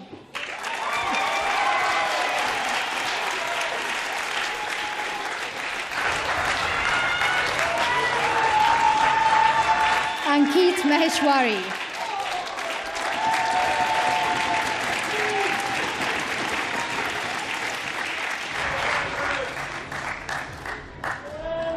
Joël Marceau.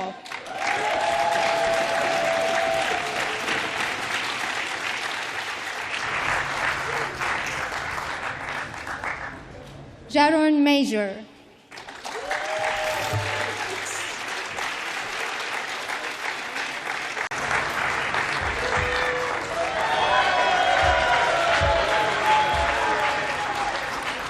Toshia Mirauchi.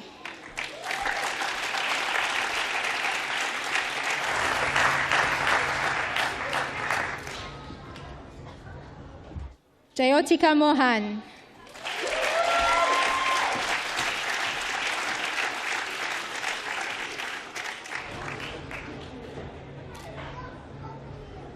Mahmoud Ahmed Musad.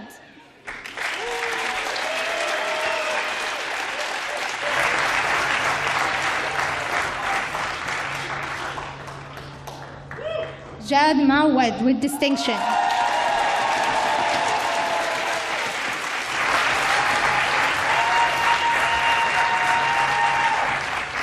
Sharbal Nahed.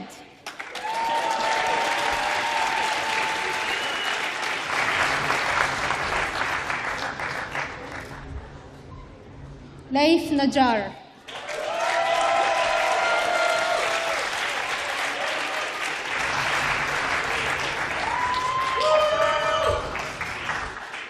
Ajit Nekhra.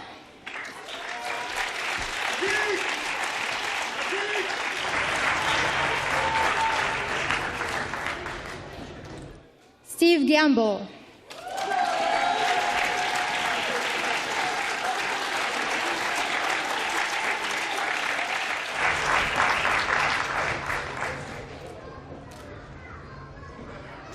Jam Nisanoglu.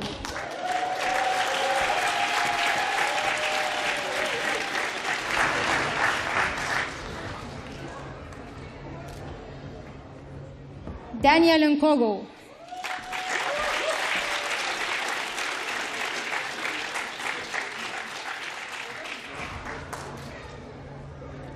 Ezine Niboka.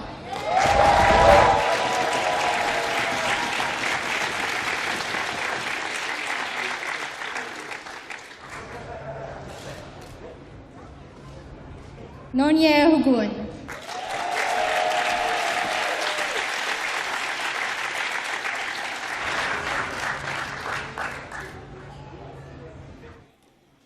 Francis Onyandeola.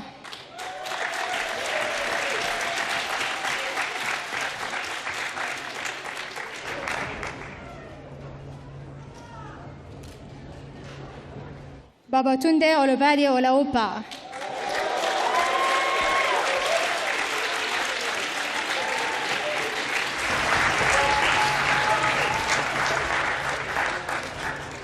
Toby Olsuoga.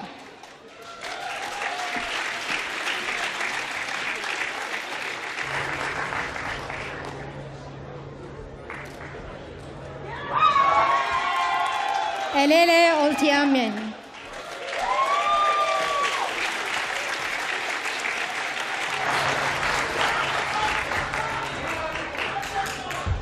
Nader Waisi.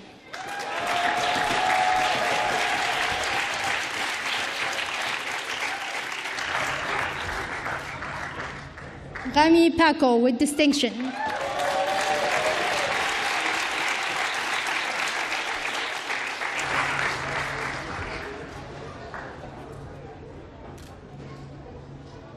David Pan.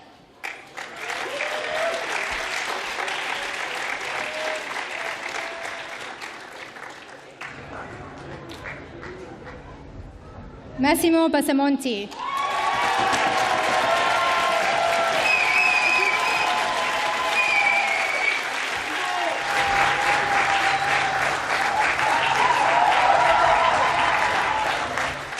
Damien Perbayou.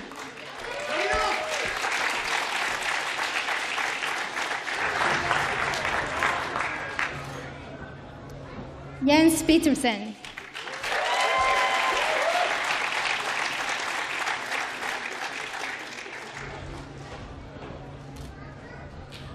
Stefan Plesk.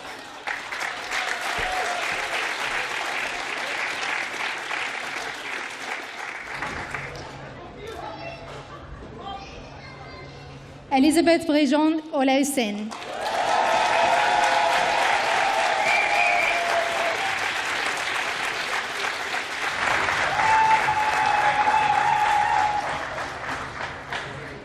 Alias Primetz with distinction.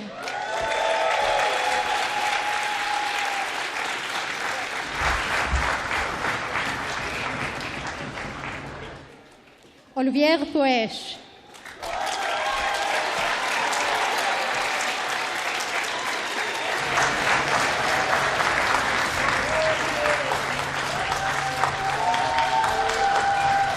Vineet Kurwar.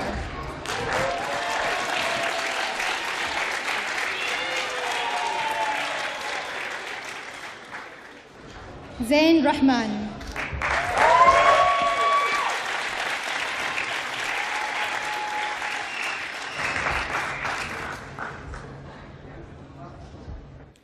Nathalie Rogon-Hercel.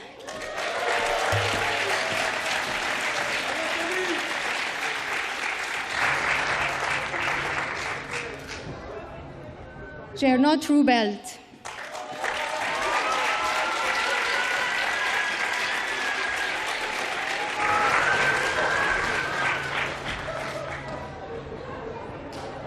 طارق نزيه سياح.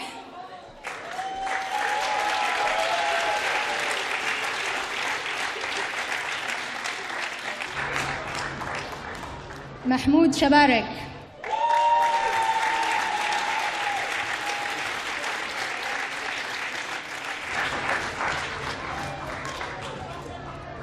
Aditya Sharma.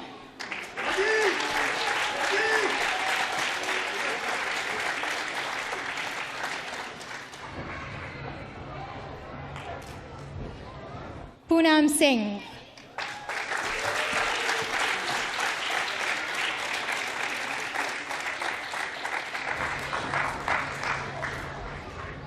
Ilyas Tarikov.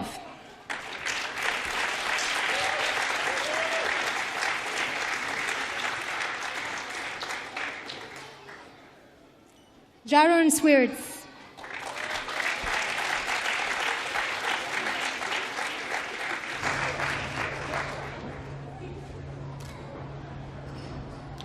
Hiro Takiura.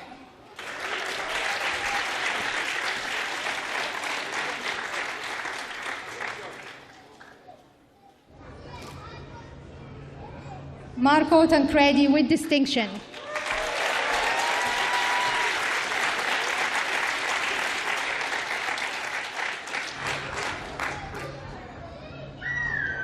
Slim Taburbi.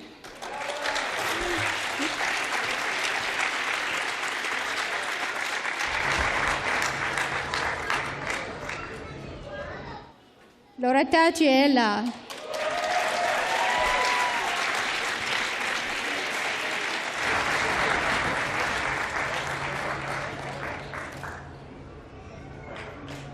Gulsrin Topchulu.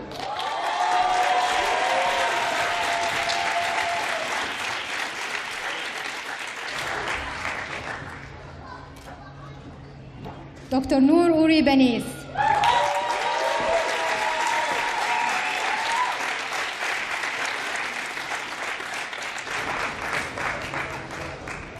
Alex Van.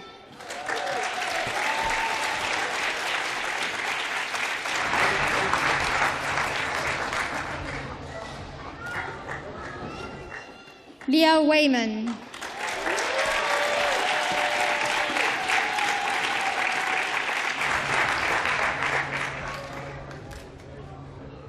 Bailun Wei.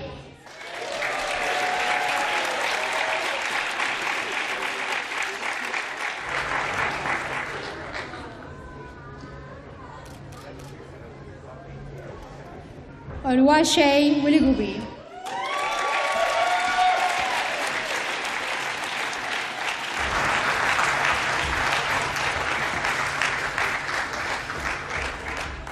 Lukasz Witek.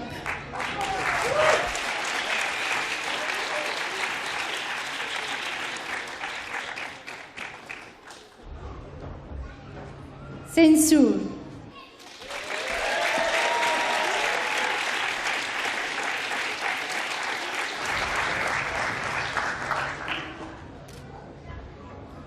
Satoshi Yamada.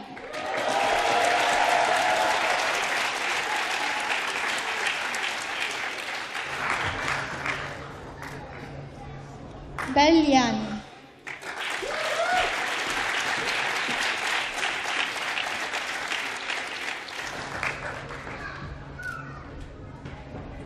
Yo Zhenyang.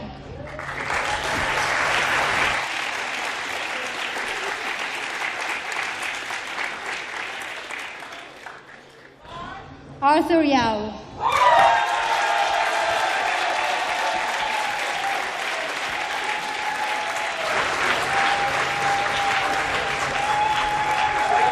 Justin Yu.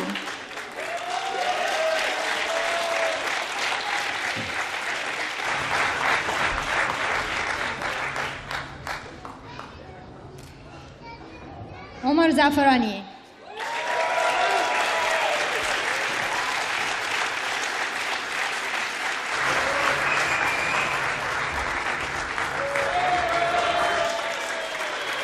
Last but definitely not the least, Dr. Tariq Zaghloul.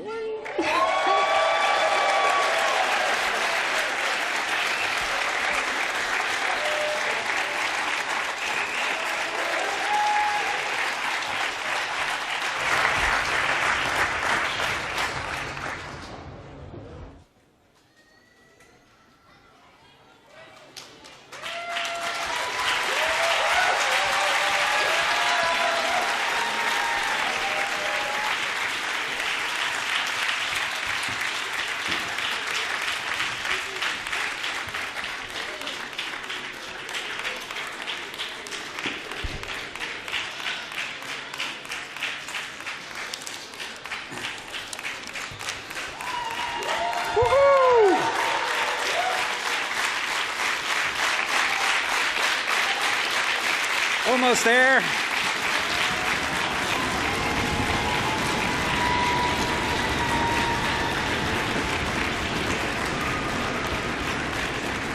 All right. Before the official act, let me add 2 points, please. First, again, thank you to the entire team with Anne, Samia, Katya, and their teams for the excellent work to allow us to have this global commencement ceremony. Please help me thank them.